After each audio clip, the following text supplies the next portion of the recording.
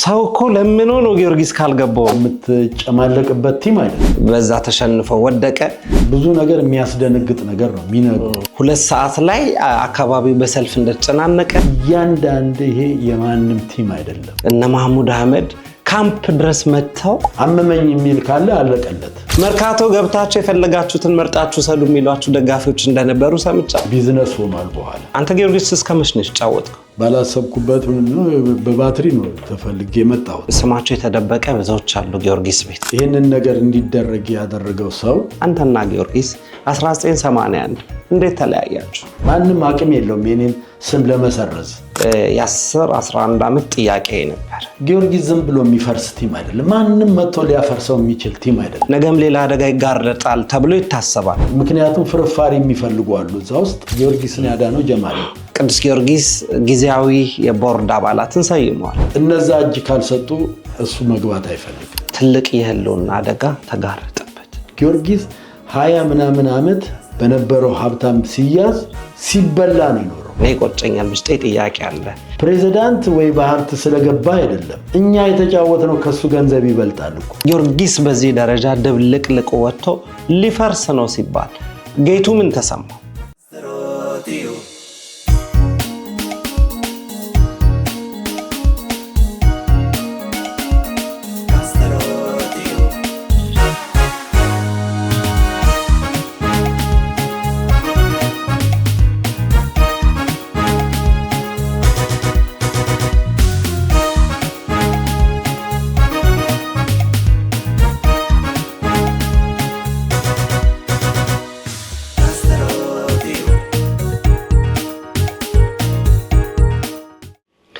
ሰላም ጤና ይስጥልን። የተወደዳችሁና የተከበራችሁ የካስትሮ ቲዩብ ተከታታዮች በመላው ዓለም ያላችሁ ቤተሰቦቻችን እንዴት አላችሁ?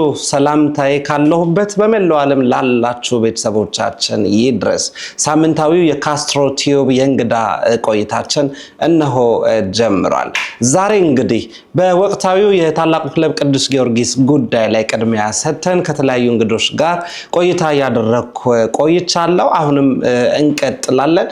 እንግዲህ ይህ ፕሮግራም በነገራችን ላይ በኢትዮጵያ ስፖርት፣ ኪነ ጥበብ፣ ሌሎች ጉዳዮች ላይ ትኩረት ሰጥቶ የሚሰራ ነው። ምንም አይነት ወገንተኝነትን ይዘን የምንሰራ አይደለንም። ሆኖም ግን የኢትዮጵያ እግር ኳስን ስናነሳ ሰሞንኛው የጊዮርጊስ ጉዳይ ህብረትን፣ አንድነትን የሚያስተሳሰሩ ጉዳዮችን ልናነሳ የሚገባን ወሳኝ ወቅት ላይ ስለሆነ በዚህ ላይ የነበሩ ጥልቅ ጉዳዮችን እያነሳን እንቀጥላለን።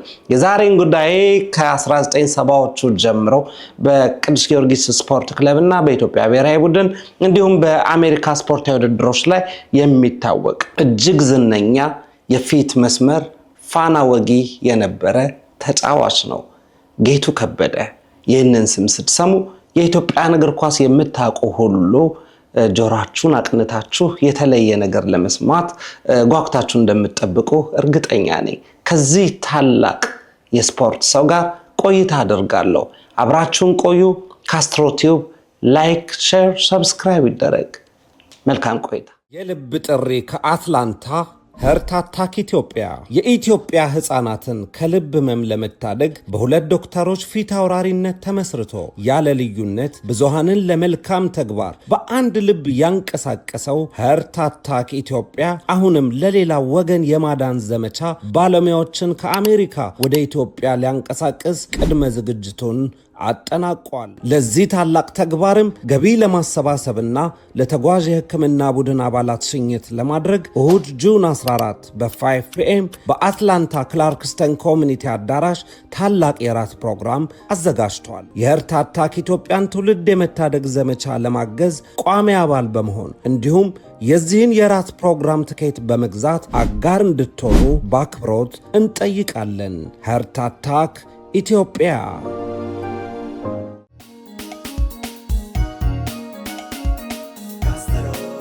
ጌቴ እንዴት ነህ? እንኳን ደህና መጣህ። እንኳን ደህና ቆየኝ። ስላየው እጅግ በጣም ደስ ብሎኛል። ስላገኘው እንደዚህ በአካል ቁጭ ብለን ለማውራት አልታደልንም በተለያዩ ምክንያቶች። እንደው እንደዚህ ለማየት እንኳን በደንብ በሙሉ አይን ለማየት የበቃሁት ከዛሬ 21 ዓመት በፊት የቅዱስ ጊዮርጊስ 80ኛ ዓመት ሲከበር ባክስቴጅ ውስጥ በነበረን ቆይታ ነው። እሱም በኋላ አነሳዋለሁ። ስላገኘው በጣም ደስ ብሎኛል ጌትዬ። እስቲ እንግዲህ ዛሬ በጣም ብዙ ነገሮች እናነሳለን፣ ብዙ ጉዳዮች እንዳስሳለን። ከጌቱ መነሻ እስከ መድረሻው ድረስ ብዙ ነጥቦች ላነሳ ተዘጋጅቻለሁ። ዝግጁ ነህ? በጣም ዝግጁ ነኝ። በጣም ነው የማመሰግነው ካስሽ ስለጠራኝ፣ እድሉን ስለሰጠኝ በጣም ነው የማመሰግነው። አገር ቤት ብዙ ጊዜ አልተሳካልኝም አንተን ቆይታ ለማድረግ። በሰው ሀገር ተገናኘን። አገር ቤት እዛ ስትሄድ ብዙ መሄጃ ቦታ ብዙ የምትሄድበት ቦታ ስላለ ያው ለመገኘት አስቸጋሪ ነው። በጣም ጊዜ ያስፈልጋል። በጣም ደጋግሜ እናገራለሁ። ስላገኘሁ እጅግ በጣም ደስ ብሎኛል። እስቲ ጌትሻ ከዚህ እንጀምር። ሰፈር የት ነው? የት ተወለድክ? እግር ኳስን የትና እንዴት ጀመርክ? እናንሳ። እኔ ተወልጄ ያደግኩት አውቶቡስ ተራ ጀርባ ኳስ ሜዳ መርካቶ ዋናው ሰፈር ብርቱ ላይ ማለት ነው። እዛ ነው ተወልጄ ያደግኩት። እንዴት ነበር የኳስ አጀማመር? በሰፈር ውስጥ በትምህርት ቤት? እንደ እድል ሆኖ የተወለድኩበት ያደግኩበት ሰፈር ቅድሚያ ለኳስ የሚሰጥ ትልልቅ ታዋቂ ተጫዋቾች የፈጡበት፣ እኔም እንደነሱ ለመሆን ብዬ ከትምህርት በፊት ኳስን አስቀድሜ ያደግኩበት ኳስ ሜዳ ነው። ያው በጣም እንግዲህ ኳስ ሜዳን ማቅ የለም ከነስሙ ብቻ ሳይሆን በጣም ብዙ ዝነኛ ኳስ ተጫዋቾች የፈሩበት ነው። ካንተ በኋላ ያሉትን ይናገራሉ ስለማቃቸው። በአንተ ዘመን ግን እነማንን አፍርቷል? በእኔ ዘመን እነ ኃይሌ ካሴ፣ ሰለሞን ቸርኬ፣ እነ ኢያሱ፣ ናሳየኝ ብዙ ኳስ ተጫዋቾች ነበሩ። ብዙ እነዚህን አሁን በትንሹ ነው የጠሯቸው። ከኔ በኋላ ደግሞ እነ ብሩክ ካንቶና እና አሊ ሬዲ በቡና እናቃቸዋለን። ሌሎችም አሉ ቡና ውስጥ የሚጫወቱ እነ ቴዲ የሚባሉ ወይ ማዕት ናቸው። ማዕት ነው እና እዛ ሰፈር የኳስ ሰፈር ነው። እንደ ባህል ነው ኳስ ጨዋታ እዛ ሰፈር ውስጥ። ሁሉም እስከ መጨረሻ ጥግ ድረስ ለመድረስ የሚባትት ኳስ ተጫዋች ነበር እና በጣም ደስ የሚል ሰፈር ነው። ጨዋታ አለ፣ ሳቅ አለ፣ እርስ በርስ መተራረብ አለ እና ያን ሁሉ ይዘን ያደግነው። ስቴዲየም ገብተን ስንተረብ ምንም አይመስለንም። መልስ ይዘን ነው የምንገባው።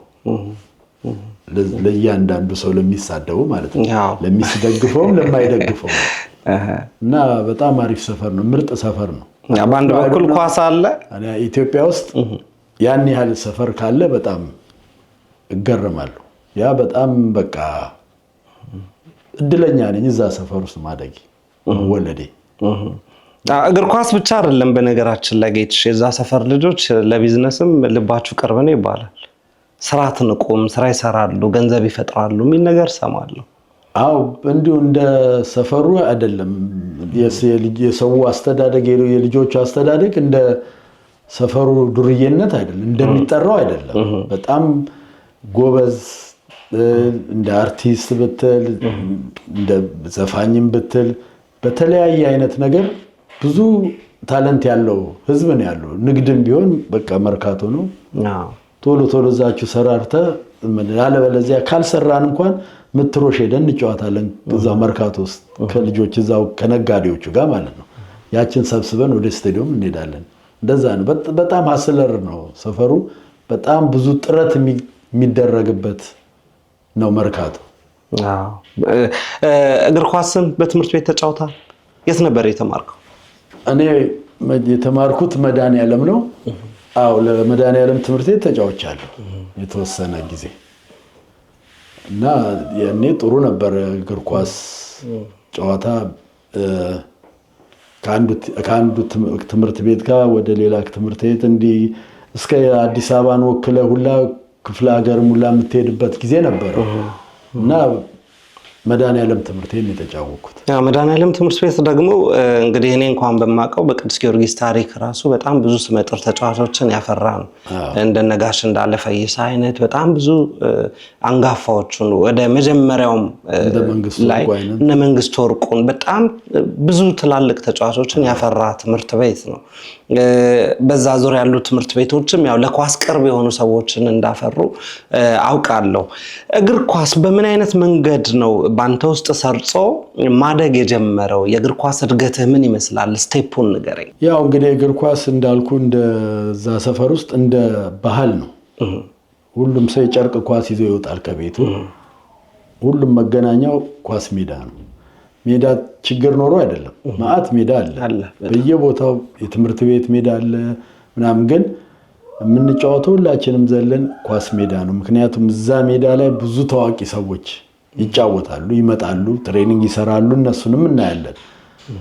በእንደዛ አይነት አንዱ ሲያይ እኛም እንዳጋጣሚ እናስቻለውን እና አቦነ ማሞን ሌሎችም እያየን አደግን ማለት ነው። የእግር ኳስ አጀማመሬ እንደዛ ነው። ወደ ክለብስ እንዴት ገባ?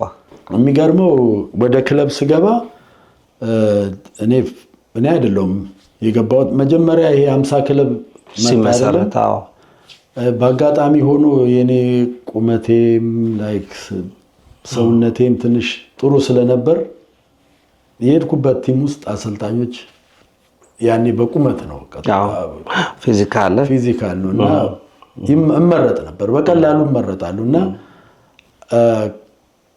ቀበሌ ተጫወቅኩ ታዳጊ ከ15 ዓመት ጀምሮ በ74 ምናምን በ75 74 ላይ አብዮት ፍሬ ቀበሌ ዋናው ቡድን እንደተጫወኩ አብዮት ፍሬ ታዳጊ ተመረጥኩ። እዛ እነ ወርቁ ጋር እነ ሰለሞን ጭሪ ምናምን ጋር እነሱ እያሰለጠኑን ከዛ ለሁለት ጨዋታ ጅማ ከዋናው ቡድን ጋር ተመርጬ ሄድኩ።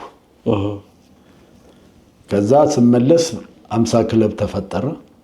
የ50 ክለቡ ጊዜ ያው ሁላችንም ከከፍተኛ ወርጄ ከትልቁ ዞን ወርጄ ወደ ከፍተኛ ገባው። እዛ ውድድር አደረግን። 50 ክለቦች ወደቅን። 75 እኛ ስንወድቅ የት ነበርክ ያኔ 75 ለማን ነበር የምትጫወተው? ለከፍተኛ 7 ነበር የምትጫወተው። እሺ 75 ከፍተኛ ወረድን እኛ ጊዮርጊስም ታች ነበር። ጊዮርጊስም ወረደ፣ እኛም ብዙ ቲም ወርዷል እና 75 ተጫወትን። እዛው ከፍተኛ ጨረስንና በአመቱ ወደ 76 ተጫዋች ሲፈልጉ ጊዮርጊስ እነ ሸቱ ቀጭኑና አሰፋ ክፍሌ እነሱ መተው ያኔ ከፍተኛ 7 የቴክኒክ እንትን አስቻለው ነበር ነፍሱን ይማረውና እና አስቻለውን ኳስ ተጫዋቾች እንፈልጋለን እናም ብሎ አሰፋ ይጠይቀዋል። እኔን መርጦ ይልከኛል ማለት ነው። ይሄን ልጅ ሰዱት ብሎ ሰጣቸው። ሄድኩ ጊዮርጊስ ደግሞ መጫወት እዛ ሰፈር ነውር ነው። ብዙ ደጋፊ የለውም። እናንተ አካባቢ ለምንድን ነው? ከባድ ነው። ያው ብዙ ኳስ ተጫዋች አይደል? በቃ ከጊዮርጊስ ከምንደግፍ ፖሊስ ከጊዮርጊስ ከፖሊስ ጋር ሲጫወት ለፖሊስ ነው። በቃ ይሄ አለፉ። በቃ ይሄ ተቃራኒ ነው። ኦኬ ብዬ ገባው እዛ። በኋላ አሁን እንደዚህ እዚህ ገብቼ ደግሞ የዚህ ሰፈር የኛ ሰፈር ውስጥ አያስገቡኝም ብዬ ተውኩ። አልቀረው በቃ ከተመረጥኩ በኋላ ቀረው። የሚገርም ነው። ሰው እኮ ለምን ነው ጊዮርጊስ ካልገባው የሚለው? አይገርምም? በጣም ቀረው ማለት ነው። ከዛ አሰፋ መጣና አለብኝ። በቃ አለ አይደለም እንዴት ተቀረ ይሄን ምናምን ብሎ አስቻለውም ተቆጣኝ። እውነት ለምን እዛ አልጫወትም ብዬ ሄጄ ገባው ማለት ነው። በቃ ሳየው በጣም በቃ ዲሲፕሊን ያለው ቲም ነው። እንዲህ ዝም ብሎ የምትጨማለቅበት ቲም አይደለም። እኔም ሌላ ቲም ብዙ ስለማላቅ በቃ ስርዓቴን ይዤ እዚህ ብጫወት ይሻለኛል ብዬ በቃ እዛው ቀረው። ያው እንደነገርኩ በቁመት ነው ብዙ ጊዜ የምገባው። ተመረጥኩ ጀመርኩ እዛው በቃ 76 ሙሉ አጋጣሚ ሆኖ አለፍን። አዎ እሱን አመት በደንብ ላንሳ። 1976 ማለት ጊዮርጊስ 75 ላይ እነዚህ 52 ክለቦች ሲመሰረቱ ባለቀ ጨዋታ ላይ በመድን ተሸንፈው ወጡ። መድንን ያዘ ኢንስትራክተር ካሳሁን ተካ ነበረ። በዛ ተሸንፈው ወደቀ። 76 ላይ ያው እንግዲህ ብዙ የገንዘብ አቅም ያለው ክለብ አይደለም። ቢራ ፋብሪካ ያግዘዋል። በቢራ ፋብሪካው ስር ነው። ከተለያየ ቦታ አዳዲስ ልጆች ናቸው የመጣችሁት። ፉክክሩን በጣም ኃይለኛ ነበረ። እሱ እንድታነሳልኝ ስለምፈልግ ነው። 1976 ለምን በተለይ የመጨረሻዎቹ ወሳኝ ጨዋታዎች ከነ ጭማድ ከፋርሚኮር ከራስ ሆቴል ያደረገው ጨዋታ ጊዮርጊስ በታሪኩ ወሳኝ ያኔ ተሸንፎ ቢወርድ ኖሮ ቢራ ፋብሪካው ብዙ የመደገፍ ነገሩ አናሳ የሚሆንበትና ጊዮርጊስን ጭራሽ ላናየው የምንችልበትም ጊዜ ይፈጠር ነበረ ብሎ ብዙዎች ያነሱ ነበር። 1976 የውድድር ዓመት ላይ ያንን የጊዮርጊስ ተሳትፎ ውስጥ ያስታውሰኝ። ብዙ አሰልጣኝ ከዛ በኋላ ማለት ጊዮርጊስ ጥሩ ቲም ነው። ባይዘዌ የትም ቦታ ሄዶ የመሸነፍ ቻንሱ በጣም ጠባብ ነው። እኩል እንኳን ከወጣ ትንሽ ጊዮርጊስ ቲም ውስጥ ችግር አለ። ገባ አይፈቀድልህ። እንደገባህ ብዙ ነገር የሚያስደነግጥ ነገር ነው የሚነግሩ። ገባ እና ያኔ ስንጀምር ጨዋታውን አይ ዶንት ኖ ማስታውሰው አሰልጣኙ ፕሮፌሰር የአንድ ዩኒቨርሲቲ አሰልጣኝ የነበሩ አቶ ሲሳይ ነው ምናምን የሚባሉ መጡ። አሰልጣኝ እንግዲህ አሰልጣኝ ፍለጋ ነው እና ሌሎችም ሁሉም ያው ኮርስ ብዙ ያላቸው አይደሉም የሚያሰለጥኑት መጥተው። በኋላ እኚህም ሰውዬ መጨረሻ ላይ ፈርተው ነገር ትተው ሄዱ። እሸቱ ቀጭኑም ነበረ። እሸቱም ቀጭኑ ነበረ። እንዲህ ያሉ በቃ አሰልጣኝ ቶሎ ቶሎ መቀያየር ጀመረና አጋጣሚ ሆኖ ቲሙ ግን እያሸነፈን አንድ ቀን አንድ ጌም ሳትንና ተሸነፈን አንድ ጌም እና በቃ ቀውጢ ሆነ። ከዛ ግን ያችን ነጥብ እንደያዝን እየተጫወትን ደረስን ማለት ነው። ይሄ ለፋርሚኮር ራሱ ዋናው ጭማድ ምናምን ሰውየውም መጣ፣ አስራትም መጣ። ብዙም ተጫዋቾች ሌሎች ተቀላቀሉ። አሪፍ ቲም ሆነ እና በቃ ሶስቱ ጨዋታ ድብልቅልቅ ወጣ ስቴዲየም። እኛ አይቼም ማላውቀውን ደጋፊ ከረጅም ጊዜ በኋላ ወደ ስቴዲየም የተመለሳችሁበት ነው። ለምን አባሲዮን ቫርኔሮ ምናምን ነበር ጨዋታው። ምንም እየቀለድን እየተጫወትን ነው የምንለው። ገባ ተመልካች ያለው ትንሽ የሆነ አንዳንድ ሰው ይመጣል። የፋብሪካው ሰራተኞች ይመጣሉ ይደግፋሉ። ያው አንዳንዴ ደግሞ ሰው ካሌለም ወደ ባርኔሮ አካባቢ እንጫወታለን። ያው እዛ አካባቢ ብዙ ላም ነው ያለው። ሸርተቴም እበቱ ነው የሚጥል ገባ ኳስ ስትንሸራተትና ብዙ ደጋፊ አይመጣም ነበር። እኔ ሳቀው ብዙ ደጋፊ አይመጣም ነበር። በኋላ ግን ልክ ስቴዲየም ውስጥ ስንገባ ድብልቅልቆት ሲወጣ እኔ ራሴ ታመምኩ። ወዴን በጣም በቃ አመመኝ ማለት ነው። እንዴ መጫወትም አልቻልኩም። ፍርሃቱም ይሁን ምንም ሶስቷን ጨዋታ እኔም ቁጭ አልኩኝ በቃ በህመም ምንም። ጊዮርጊስ ቀጠለ እያለ ማታውን ጨዋታ ሁለቱን አሸነፍን። ሶስተኛው የመጨረሻው ጨዋታ እነዛ ሁለት ቻንስ አለ። ጊዮርጊስ በዘንድሮ ካላለፈ አከተመለት። እሱ ጨዋታ ላይ አብረህ ገነት ሆቴል ገብተሃል። ካምፕ አብረህ ነው። አዎ ያኔ ስታዲየሙ ጠዋት 2 ሰዓት ላይ አካባቢው በሰልፍ እንደተጨናነቀ 4 ሰዓት ላይ ስታዲየሙ እንደሞላ ሰምቻለሁ። የጭማር ደጋፊዎች ነጫጭ ባንዲራ ይዘው ወደ እናንተ አካባቢ እየመጡ ያስፈራሩ እንደነበር ብዙዎች ነግረውኛል። ያኔ ከሚደግፏችሁ ሰዎች መካከል በተለይ እንደሰማሁትና እንደማስታውሰው የነ መንግስቱ ወርቁ የልብ ወዳጅ የነበረው ጋሽ ጥላሁን ገሰሰ እነ መሐሙድ አህመድ ካምፕ ድረስ መጥተው አይዟችሁ እንዳሉ ሁሉ ሰምቻለሁ። እነ ስዩም ከበደ ነግረውኛል። አዎ ነበሩ፣ ይመጡ ነበር። እነ ሙሉቀን አረ ብዙ ናቸው የማይመጣ ፀሐዬ ታማኝ በቃ እነዚህ በሙሉ እዛው ነበሩ በሙሉ አርቲስቶች በሙሉ ጊዮርጊስ ነው እና መተው ያሉ ያው ስቴዲየም ደግሞ ሲሆን በጣም አደመቁትና ታማኝም ድብልቅልቅ ወጣ ስቴዲየም አይ በቃ ጊዮርጊስ የሚባል ቲም እውነትም በቃ ኃይለኛ ቲም መሆኑን ያኔ በቃ እኔም ተገነዘብኩና ለካስ ያቺ እንደ አይነት ቡድን ውስጥ ነው የመጣሁት የሁላ ነገር ያመልጣኝ ነው በብዬ በቃ ራሴን ችዬ ዝም ብዬ በቃ በጸባይ መስራት ጀመርኩ ማለት ነው የትም የለም አለፈ ጊዮርጊስ አሸነፈ ሌሊቱን ሙሉ በቃ ድብልቅል በቃ እንደው የሰው እንትን አው ምንድነው የሚያስደስተው እንዴ ኦኬኛ አሸነፈን አይደል ይሁላ ሰው እንደዚህ በምንድነው ቆይ ምን እኔ ብዙ ታሪኩን አላውቅም ነበር እና በኋላ ነው በቃ ሲገባኝ እና አስራትም ሲመጡ የሚናገሩት ንግግር ትክክል ልብስ መልበሻ ክፍል ገብተህ መጀመሪያ የሚያስጠነቅቅ እያንዳንዱ ይሄ የማንም ቲም አይደለም የእናት ቤት አይደለም እያንዳንዱ የለበስካትን ማሊያ እንድታውቅ በቃ ማስጠንቀቂያ ነው የሚሰጥ የተነገረ ነው የምትገባው እኩል አይፈቀድልህም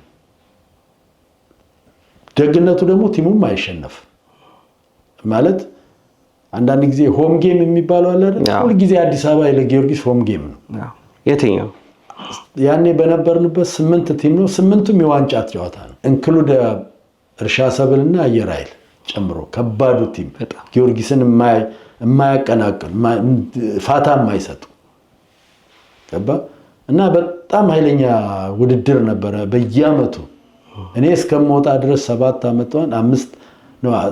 አመቷን በሙሉ ጊዮርጊስ ሁሌ በቃ ሬዲ ሆኖ ነው አመመኝ የሚል ካለ አለቀለት በሱ ቦታ የገባው ሰውዬ ቁጭ ነው የምትለው እዛው እና በጣም ከባድ ቲም ነው ጊዮርጊስ በጣም ቀንዲ እንደሚታየው አይደለም በጣም በቃ ያገሩ ዋና የእግር ኳሱ ዋና እንትኑ ስሩ ጊዮርጊስ እንደሆነ ያስታውቃል እድለኛ ሆኖ ደግሞ ትንሽም ነገር ሲደርስበት የሚደርሱለት ብዙ ሰዎች አሉ ብንመጣለን በደንብ 1977 ላይ እንግዲህ አንተም በደንብ ጎምርተህ የወጣህበት ከዛ እነ ሙሉጌታ ከበደ ዳኛቸው ደምሴ እነ ገብረመድህን የመጡበትም አመት ነበረ በጣም ከባዱ በጣም ደግሞ ለማየት የሚያጓጓው ቲም ሲባል ሰምቻለሁ 77 የቀራቸው ዋንጫ የለም እንደውም እንደሰማሁት ከሆነ በጊዜው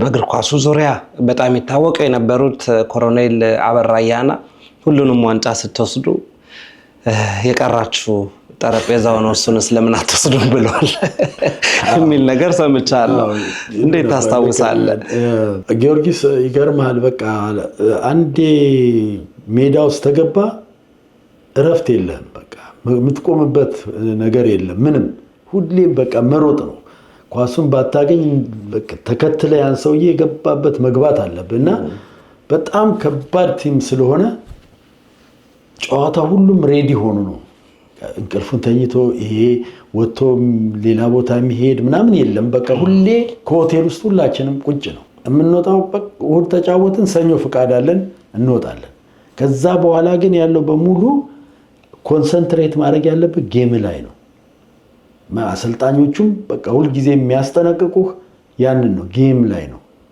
የሚነገርን ታደርጋለህ አታድርግ ያልተባልከው ወጥቶ ሚዝናና የሚጠጣ እንኳን የለም ሁሉም ቁጭ ብሎ ነው ሆቴል ውስጥ ቪዲዮ ክፍል አለን ይሄን ኳስ ማየት ብቻ ነው እና እሱን አይተን ነው እንግዲህ መሄድ የምንችለው እና በጣም ጊዮርጊስ በጣም ስነ ስርዓቱ ከሚገባው በላይ የምታሳይበት ቲም ነው እና አይ ዶንት ኖ ጥያቄን መልሼልህ እንደሆነ በደንብ በትክክል ያን አመት በደንብ ያን ሁሉ ዋንጫ ስትወስዱ ይሄ ዲሲፕሊን ስለነበር በሙሉ አሁን አስራት ነበር አስራት እያንዳንዱን ክፍሉን የተኛውን ሰው በሙሉ ያልተኛውን እንቅልፍ ያልወሰደውን በሙሉ ምን ሆነ ነው ማተኛው ምን ነክቷል ምናምን በቃ ተከታትሎ ለምን እንዳልተኛ ሁላ ሰዓቱን እንቅልፍ እንዴት እንዳልወሰደው ምክንያት በሙሉ ለሚመለከተው አካል እንትን ብሎ ነው ቀጥታ ወደ የሚታከምበት ቦታውላ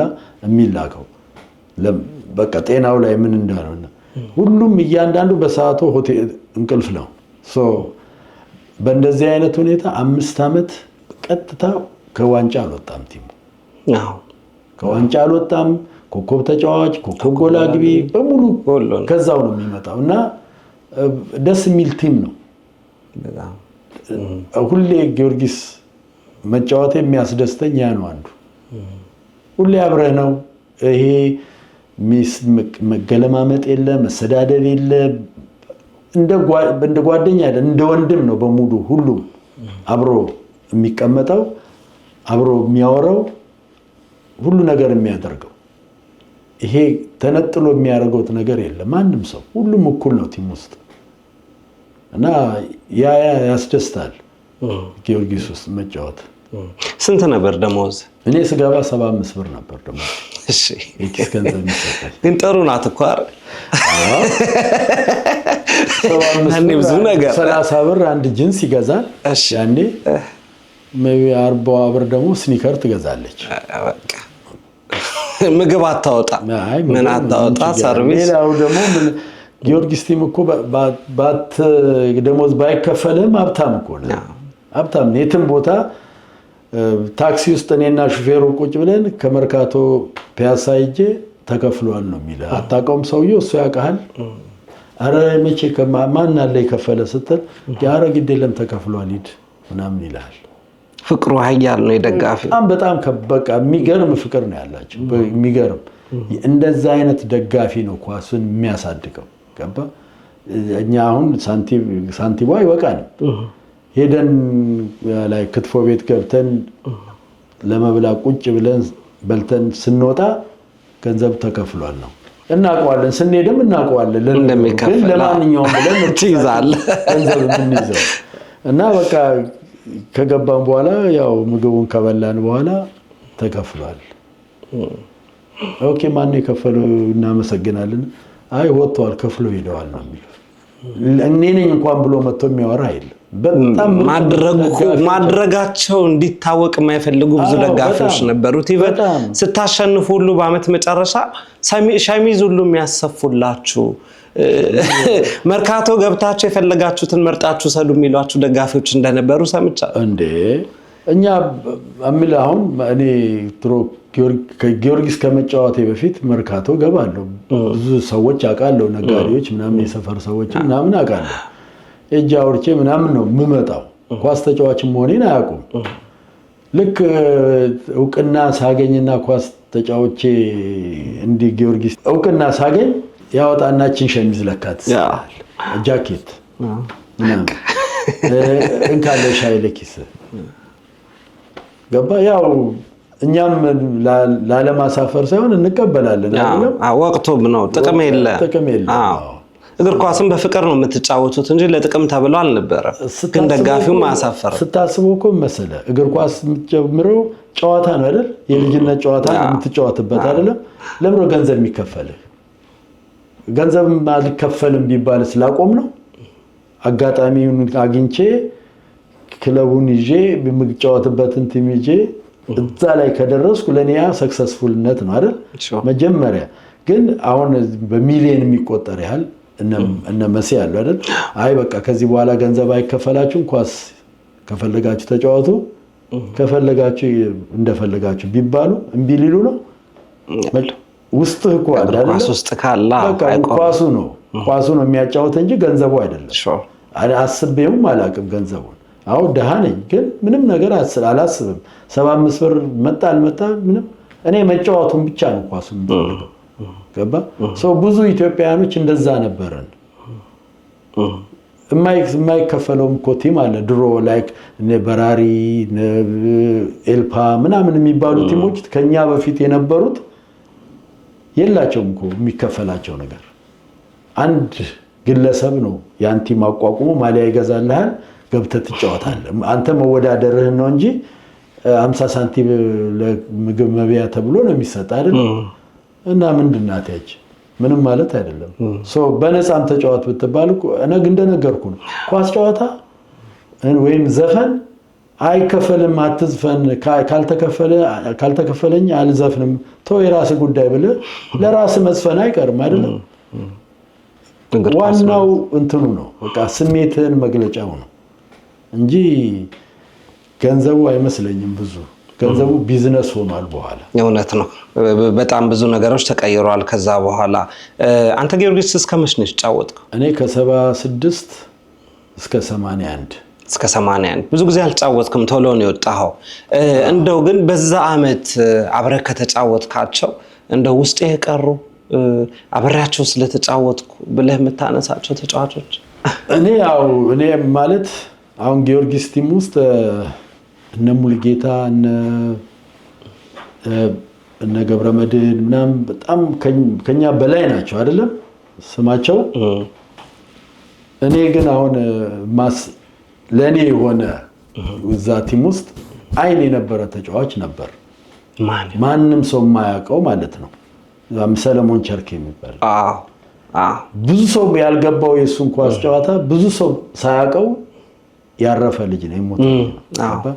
ነፍሱን ይማረውና ኢትዮጵያ ውስጥ ፕሮፌሽናል ተጫዋች መኖር ቢቻል አንደኛ እሱ ነው። ሰለሞን ቸርኬ አንደኛ ነምበር 1 እሱ ብቻ ነው። እሱና እሱ ብቻ ነው ኢትዮጵያ ውስጥ በዛ ፖዚሽን እሱን የሚደርስ ኳስ ተጫዋች። እኔ ፈለገ ሰው መጥቶ ማስረዳትም መነጋገርም ይችላል፣ ማንም የለም ውስጣችን ውስጥ። ያው እኔ አንተ ኳስ ጎበዝ ከሆንክ እወድሃለሁ። ይሄ ኳስ ተጫዋቾኝ ኳስ ተጫዋቾኝ እየበለጥከኝ እያየሁ አንተን እንትን ልልህ አልችልም። አብሬህ ጓደኛ ሆኜ እንዴት እንደምትጫወት ማወቅ ነው የምፈልገው እንጂ ያንተን ችሎታ ናፍቄ ማን ነው ከልክዬ አይደለም መጀመሪያ እኔ ጎበዝ መሆን የምችለው። ገባ? እሱ እኔ አብረን ነው ያደግነው አንድ ሰፈር ውስጥ። ኃይሌ ነው ከኛ ትንሽ ከፍ ያለው። ሁለታችንንም በደንብ እኩል ደረጃ የሚነግረን የነበረው እሱ ነው፣ ከኛ ትንሽ ከፍ ያለ ስለሆነ ሁሉ ነገር የሚያስረዳን እሱ ነው ኳስ እንጫወት። እኔ በሚቀጥለው ዓመት ውድድር ግድ የለም እንዲህ ትሆናለህ ይልሃል። ያንንም እንደዛው ቸርኬ በጣም በጣም በጣም በቃ የሚገርም እኔ አሁን ከምልህ በላይ ኢትዮጵያ ውስጥ አልተፈጠረም፣ ለኔ አልተፈጠረም ኢትዮጵያ ውስጥ ኳስ ተጫዋች እንደሱ። በሱ አለመድመቁ ጊዮርጊስ ቲም ውስጥ በጣም ማዝነው ያ ነው። ሁሌም የምናገረው እንደዛ ነው ማለት ኢቨን እዚህ አይደለም ውጪ ከጠፋን በኋላ እንኳን ብሊዝ የሚባል ሀገር ውስጥ የሚገርም እየታመመ የሚገርም ጨዋታ ነበር የሚጫወተው። ኳስ ሲቀማ፣ ኳስ ሲያቆም፣ ኮንትሮሉ፣ ሹቱ፣ ቴስታው እያንዳንዷ ነገር በእንትን ነው የምትሄደው። በቃ በኳሊቲ በሱ ኳሊቲ ነው የሚሄደው። ለአንተ 1-1 2-1 3-1 ይቀማሃል። 3 ሆነህ 1 ለብቻ ይቀማሃል። ያን ያህል በጣም ብልጥ ተጫዋች የነበረ ነው እና ግን እሱ አሁን ጊዮርጊስ ቲም ውስጥ አልደመቀም። እውነት ነው። ልክ እንደዚህ ኮጌች ሰለሞን ቸርኬ ብቻ አይደለም፣ በጣም ብዙዎች ብዙ ነገራቸውን ሰጥተው ግን ስማቸው የተደበቀ ብዙዎች አሉ ጊዮርጊስ ቤት። በጣም ብዙዎች ታሪክ የሰሩ የጥቂቶችን እናነሳለን እንጂ የታሪከኛ ባህር ነው ጊዮርጊስ፣ ምንም ጥርጥር የለውም። ብዙ እውነታዎችን ስናወጣ ወደፊት ልናነሳቸው እንችላለን። ሰለሞን ቸርኬ ግን ቤተሰቦቹም ይኖራሉና በኢትዮጵያ እግር ኳስ ላይ እውነት ነው ስመጥር። እኔም በጣም ብዙ ታሪኮችን ከብዙዎች ሰምቻለሁ። ዛሬም አንተ በከፍተኛ ሁኔታ አረጋግጠህልኛል። ነፍሱን በአጸደ ገነት ያኖርልን። ያው መልካም ስራ ከመቃብር በላይ ነው፣ ስም አይሞትምና ሁሌም እያሰብነው እንኖራለን። አንተና እግር ኳስ፣ አንተና ኢትዮጵያ፣ አንተና ጊዮርጊስ 1981 እንዴት ተለያያችሁ? ያው እንግዲህ እግር ኳስ እኮ ትንሽ ጊዜ የምትጫወተው ነው። የተወሰነ አመት በኋላ አይ እንግዲህ ላይፌን ማስተካከል አለብኝ የሚባል ነገር አለ እና አሁን ኢትዮጵያ ቡድን ስንመረጥ 81 ስመረጥ ማለት ነው እርግጠኛ ሆኜ እንደማልመለስ አውቄ ነው የተዘጋጀሁት ማለት ነው። እና ያው ግብጽ ነው የሄድነው። ግብጽ ተጫወትን። 6 ልጆች ቀረን እዛው። በቃ ላይፍ ውስጥ እንግባ ደግሞ አሁን ህይወት ውስጥ መግባት አለብን አይደል? ግድ ነው። አለበለዚያ ኢትዮጵያ ውስጥ ትንሽ አስቸጋሪ ነው ማለት እኔ አሁን ይሄንን ስለራሱ ስተት እንደሆነ እያወቁት ነው ማለት ጊዮርጊስ ቲም ውስጥ የተጫወተ ተጫዋች ጭንቅላትን ብቻ ማሰራት ነው መጥፋትም የለበትም። አሁን ነው ይሄንን የሚገባኝ በኋላ ከጠፋው በኋላ ነው ነገሮች የሚገቡኝ። ምክንያቱም መሰለህ ጊዮርጊስ እንዲህ ጥሩ ተጫዋች ሆነህ ደምቀህ እየተጫወት ካቆምክ የሆነ ነገር ብትከፍት ላይ ሻይ ቤት ብትከፍት ያዋጣ ገባ ሁሉም ሰው ወደ አንተ ጋር ነው የሚመጣው። ሰው ለምን ትጠፋለህ? ለምን ጠፋው? ገባ ያውላ የልጅነት የጭንቅላት አለማሰብ እንጂ እኔ እንደነገርኩ ጊዮርጊስ ቲም ውስጥ ተጫውቶ ማትረፍ ነው እንጂ መክሰር የለም። የሚገርም ነው። እዚህ ከመጣ በኋላ ኳስ ቀጠልክ? አዎ። የት ተጫወትክ? አትላንታ። ኦኬ። ይሄ ለኔ አዲስ አበባ ሌላው አዲስ አበባ አትላንታ ቤቴ ነው። ቤቱ ከአትላንታ ጋር በጣም የተሰናሰለ ነው ብለውኛል ብዙዎች። ለአትላንታ መድመቂያም ነው ጌጧም ነው። በኢትዮጵያውያን ውድድር ላይ ደግሞ ሻይን አድርጎ የወጣ የእናንተ ቡድን ይመስለኛል። እስካሁን ድረስ በኢትዮጵያውያን ውድድር እስካሁን ወደ ሁለተኛ ዲቪዚዮን ያልወረደው አትላንታ ቲም ብቻ ነው። አልወረደም ማለት አሁን እኛ የተወሰነች ጊዜ ትምህርት ቤት ነበርን አልባማ ይሄ መሰረት የሌለው ትምህርት ከውስጥ ያሌለውን ትምህርት እንዴት አድርገህ ነው የምታወጣው? ሰው ለምን ጊዜ እንቀላለሁ እዛ ቁጭ በሚል የተወሰንን ልጆች እንዴት ነው በቃ አትላንታ ደግሞ ስንመጣ በጣም ተቀበሉን። ሰው ገባ ያው እዚህ ያሉት ልጆች የኢትዮጵያ ብሔራዊ ቡድን ተጫዋቾች ነበሩ። አቦና አለ፣ ሻንግዛው አለ፣ አያሌው አለ፣ ንጉሴ አለ። እነዚህ በሙሉ ኢትዮጵያ ቡድን ተጫውተው ወጥተው ጠፍተው የመጡ ናቸው፣ እዚህ ሀገር የመጡ ናቸው። ሰው አትላንታ እነሱ ስላሉ ለምን እነሱን አጅበን ሄደን እዛ እነሱ ጋር እንጫወትም ከነሱ ጋር እንኖራለን። በቃ እነሱም ተቀበሉን። አብረን ከነሱ ጋር እየበላን እየጠጣን እያልን ኖርን እና ሞር ቲሙን አበቃ ከፍ አረግ ነው። ደስ አለ። ተቀባይም ነበራችሁ? ሁሉም ሰው ሲያገኘን በቃ የአዲስ አበባው ነገር በሙሉ እዚህ መጣ። እና በጣም አሪፍ ከተማ ነው። በጣም ሁሉም እግር ኳስ ተጫዋች ነው። እግር ኳስ ተጫዋች ይሄ እንትን አይደለም፣ የሚናናቅ አይደለም። ሁሌ ጓደኛሞች ነን። አንድ አይነት ወሬ ስለምታወራ ሁሌ ጓደኛሞች ነው። መዋደድ አለ ውስጣችን። እኔ አንዱን ካላገኘሁት እጄ ደውዬ እሄዳለሁ፣ አገኘዋለሁ፣ እንወጣለን፣ እንጫወታለን፣ ምናምን ተመልሰን እንገባለን። ስንገናኝ ደግሞ ሁሌ ቅዳሜና እሑድ አብረን ኳስ ተጫውተን ውድድር አድርገን እንደዛ ነው የቀጠልነው። በየአመቱ ውድድር አለን እዚያው ሀገር ከነጮች ጋር እና ሁሌ በቃ ስለምንጫወት እንዳለን ሆነን በአጋጣሚ ይሄ ቲም ጥሩ ሆነ። ሌላም ቲም አልተፈጠረም በእኛው ላይ ይኸው እስካሁን ድረስ አለን። የጎደለ ሰው የለም እስካሁን። በጣም ደስ ይላል። በጣም የሚገርመው ደግሞ ይሄ አብሮነታችሁ፣ ይሄ ቤተሰባዊነት አንዱ እያለለት አንደኛው አይወድቅም። የሆነ ሰው እንግዳ ሆኖ ከመጣ የሚያግዘው፣ የሚደግፈው፣ የሚያላምደው ብዙ ነው። ይሄንን አይደለም በአንተ በኳስ ተጫዋች እኔ በራሴም አይቼዋለሁ። እኔን አያቀኝም እዚህ ያለው ተጫዋች በእኔ ዘመን የነበረ አይደለም። በስም ነው ሊያቀኝ የሚችለው። እዚህ ከመጣው በኋላ የሚቀባበልህ ብዙ ነው። ምን ላድርግልህ የሚልህ ብዙ ነው። ክብር የሚሰጥህ ብዙ ነው ሳያቅ። ይሄንን በራሴም አይቻለሁ። በዚህ አጋጣሚ አትላንታ ላሉ የቀድሞ ኳስ ተጫዋቾች፣ የተለያየ ክለብ ኳስ ተጫዋቾች በጣም ክብረት ይስጥልኝ፣ ምስጋና ይገባቸዋል። በብዙዎች አይደለም በራሴም ስላየሁት ጨመረና ይሄ አብሮነት፣ ይሄ ቤተሰባዊነት በጣም ተጠናክሮ መቀጠል እንዳለበት ይሰማኛል። አዎ በጣም ምልህ ኳስ ያልተጫወተውም አንድ ቀን መጥቶ ከኛ ጋር ይመጣል። አንዳንድ ልጆች አሁን ይመጡና ጎሉ ጋር ይቆማሉ። እኛን አያስገቡንም ብለው ያለ አይደል? እነዚህ ኢትዮጵያ ቡድን ተጫዋቾች ናቸው። እኔን አያስገቡኝም ይቆማል። ልጅ ሲጎል ናገባ ይባላል። ይገባል፣ ይጫወታል። ከዛ በኋላ የሚበላ የሚጠጣበት ቦታ እንሄዳለን። ጨዋታ አለ። እንግዲህ ስፖርተኞች ኳስ ጨዋታ ይችላሉ አይደል? ሁሌ ጨዋታቸው በቃ ቀልድ ነው። እግር ኳስ ተጫዋች ሁሌ ቀልድ ነው እና በቃ ሲል ይሰምጣል እዛው። ከዛ ከእግር ኳስ ተጫዋች ጋር ነው በቃ ያም የሚመጣውም ሰውዬ ኃይለኛ አስቂኝ ይሆንና ይቀላቀላል። እንዲህ መዓት ልጆች መጥተዋል እዚህ ቲም ውስጥ። ከልጅነት የሚያደጉ ልጆች አሉ ከኛ ጋር እዚሁ ቲም ውስጥ እና በጣም ጥሩ ቲም ነው የምልህ።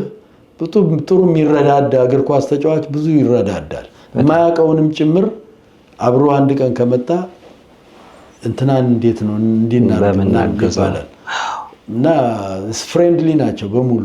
ምንም ተረጠረ የለም። በጣም ጥሩ ባህሪ ያላቸው ናቸው እዚህ ያሉት እግር ኳስ ተጫዋቾች። እውነት ነው። በጣም ጥሩ። እኔና ጌቱ ከዛሬ 21 ዓመት በፊት የተገናኘንበት አጋጣሚ 80ኛው ዓመት የታላቁ ክለብ ቅዱስ ጊዮርጊስ በዓል በከፍተኛ ሁኔታ እየተዘጋጀ ነበረ። ያኔ በተለይ ሰቅለው ጀመሩት የተባለው ሚሊኒየም አዳራሽ ላይ ታሪክ የተዘከረበት ፕሮግራም እዚህም ያሉ ተጫዋቾች እነ ሙሉጌታ ከበደ ሁሉ ሳይቀሩ ቀድሞ ቢነገረን እንመጣ ነበረ እስከ ማስባል የደረሰ ትልቅ ታሪካዊ ኩነት ተከናውኖ ነበረ። ከሙዚቃው ከፌሽታው በላይ ታሪክና እውነት ይዘከርበታል ተብሎ የታሰበ ፕሮግራም ነበር። እዛ ፕሮግራም ላይ ዘመናት ነበር የሚዘከሩት። የተለያየ ዘመናትን የሚወክሉ ተጫዋቾች ታሪካቸው ተሰርቷል። ተጫዋቾቹ ተጠርቷል። ያንን ስራ መድረክ ላይ እንዲወክሉ ከተጠሩት መካከል አንደኛው አጠገብ ያለው የዛሬ እንግዳዬ ጌቱ ከበደ ነበረ። ከጠሪው አንዱ እኔ ነኝ። ታሪኩን የሰራሁት እኔ ነኝ። ባክስቴጅ ላይ ኦሪየንቴሽን ስሰጥ ነበርክ። ቪዲዮም አለ። መጨረሻ ላይ መድረክ ላይ ግን ጌቱ የሚለውን ስም መጥራት አልቻልኩ። ጌቱ ግን ከጀርባዬ ነበረ። ለ80ኛው ዓመት ክብረ በዓል የመጣህበትን ሁኔታና እዛ መድረክ ላይ የገጠመህን የተሰማህን ነገር እኔም የዘመናት ጥያቄ ስለሆነ ብዙሃንም እንዴት ብለው ስለሚጠይቁ ለምን ባክስቴጅ ላይ ፎቶ ስለተነሳ ፎቶ ተለቋል፣ መድረክ ላይ ግን አላየነ። እስኪ ያን ጊዜ ያን ገጠመኝ አስታውሰኝ። አዎ እንግዲህ እኔ ያን ጊዜ የተቀመጥኩት ላይ ቪአይፒ ነገር የሚባል ነው። መጀመሪያ ከቤቴም ጎትጉቶ የወሰደኝ ፍላጎትም አልነበረኝም። አሰፋ ነው ጠራው ተብያለሁ ምናምን ብሎ ኦኬ ብዬ እመጣለሁ አልኩት። መጣሁ።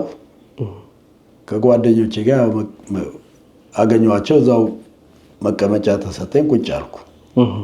ባላሰብኩበት በባትሪ ነው ተፈልጌ መጣሁት እና እንጂ አንተም ከሆነ የምትጠበቀው ተብዬ ሄድኩ ወደ ታች። አሁን ከሄድኩ በኋላ አይደለም እኔ ምን እንደተፈጠረ አላውቅም። ማሊያ ተሰጠኝ። ማሊያውን ለበስኩ። በሙሉ ተጠርተው ወጡ። እኔ ብቻዬን ቀረውና ምንድነው ያው ምን የሚሉት ነገር ነው? እኔ ለምን አመጡኝ ሳልፈልግ ለምንድነው እንደዚህ እዚህ ጋር እንድቆም የተደረኩት ምናምን ብዬ በቃ የሆነ እኔም ማቀው ለራሴ ማቀው ነገር ስለነበረ ይሄ ከማንም አይደለም ይሄ ነገር የሚመጣው ከዋናው ከቲሙ ዋናው ከፕሬዝዳንቱ ነው እና ሌላ ማንም አቅም የለውም ይሄን ነገር ሊያደርግ በሚል ሐሳብ ጥዬ ወጣሁ። ወደ ቤት ሄድኩ። ምክንያቱም እኔና እኔ አሁን ስም መጥራት አልፈልግም። ያው እኔና ይሄንን ነገር እንዲደረግ ያደረገው ሰው ችግሩ የነበረብን በዚህ በሰሜን አሜሪካ ውድድር ነው። ኦኬ ያው መናገር ስላለብን እሺ። ምክንያቱም ጊዮርጊስ የማንም አይደለም፣ ጊዮርጊስ የኔም ነው። ገባ? ከማንም የበለጠ ጊዮርጊስ እኔ ነኝ ነው ምለው ለራሴ። ማንም አንድ ሰው መጥቶ ጊዮርጊስ የኔ ነው ሲል የኔ ቲም ነው ምልህ። አንተም የራስ ሊሆን ይችላል በራስ መንገድ። ጊዮርጊስ ቲም ውስጥ እግሬ ተፋፍቆ እግሬ ተቀጥቅጦ ብዙ ነገር አድርጌ ያቆምኩ ሰው ነኝ። ወጥቼ አይደለም ምንም ችግር አለን። በዘመኔ የደጋፊው ፍቅር ማአት ነበር ለኔ በነበርኩበት ሰዓት ማለት ነው። ያ አይቆጨኝም። በዘመኔ ጊዮርጊስ የኔ ነው ሁሌ ተጫውቼበት ተደስቼ ሁሉን ነገር አድርጌ ወጥቻለሁ። አሁን ደግሞ የሌላ ሰው ነው ሌላ ሰው ደግሞ በግለሰብን ደረጃ ሲይዘው የሱ ቲም ነው ያ የኔ ቲም አይደለም። ምክንያቱም የኔ ቲም ቢሆን ሁሉም ጓደኞቼ ተጠርተው ወጥተዋል ላይ አይደለም እኔም መጠራት አለብኝ። ሰዎች አይደለ አንዳንድ ጊዜ ይሄ ሞራል የሌለው ሰው በቃ እንዲህ ባንድ የሚጎዳ እንትና ጠራኝ እነሱን ጠርቶ እኔን አልጠራኝም የሚል አልቃሽ አይነት ሰው አርጎኝ ነው ያንን የፈጠረው የሞከረው። ምንም ለኔ አንደኛ በጣም ያደኩበት ሰፈር ሁሌ ስትሰዳደብና ሞራል ሲነካ ያደክበት ሀገር ሰፈር ውስጥ ነው ያደኩት። ምንም ደንታ የለኝም ለዛ አይነት ለሰዎች ይሄ ለሚናገሩት ነገር ከጀርባ ለሚሰራው ነገር ምንም ችግር የለብኝም። ፍለፊት ከመጣ ግን መልስ አለኝ መልስም አለኝ ሌላም ነገር ካለ ሌላም ነገር ይኖረኛል። እና ያ ሰው እዚህ ሀገር ውስጥ ሰሜን አሜሪካ ውድድር ላይ ለሁለት ተከፈለ። ለሁለት ሲከፈል በግል ሆቴል ተጠራ አስጠሩኝ። የቲሙ አሰልጣኝ ነበርኩ የአትላንታ ቲም። እንትኔ ሲጨርስ እመጣለሁ አልኩ። ስልጠናውን ሄድኩኝ አገኘሁት። አወራን የተወሰነ ሰዓት አወራንና መጨረሻ ላይ እኛ እኮ አፈርሰዋለሁ ያለበለዚያ ይህን ቲም አፈርሰዋለሁ አለ። ይህንን የውድድሩን ቲም ለጊዜው ልታፈርሰው ትችላለህ፣ ግን ባይገርምህ አይፈርስም። ይሄ እንትን ፌዴሬሽን አይፈርስም። በጣም እተማመንብሃለሁ።